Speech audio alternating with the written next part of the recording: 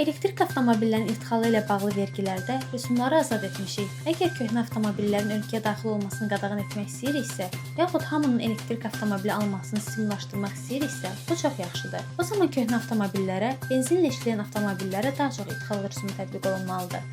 Məsələn, 3 ildən artıq istifadə olunan avtomobillərin ölkəyə girişinə qadağa qoyulmalıdır. Unikal xəbər verir ki, bunu Milli Məclisin İqtisadi Siyasət, Sənaye və Sahibkarlıq Komitəsinin iclasında Azərbaycan Respublikasının 2026-cı il dövlət büdcəsi haqqında qanun layihəsi müzakirəsi zamanı deputat Qüdrət Həsənquliyev deyib. Bir adam 1000 manatlıq telefon alanda idxal rüsumu ödəyirsə, 21-22 min manatlıq elektrik avtomobili alan adam niyə vergi ödəməsin?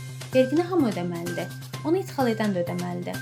Bilmirəm bu avtomobillərin idxalı ilə hansı şirkət məşğuldur. İstəyiriksə bunu stimullaşdıraq. O halda digərlərinə vergi artırmalıyıq ki, onlar gətirməsinlər. Elektrik avtomobili idxal edənlər vergidən azad olmalıdır deyə deputat bildirib.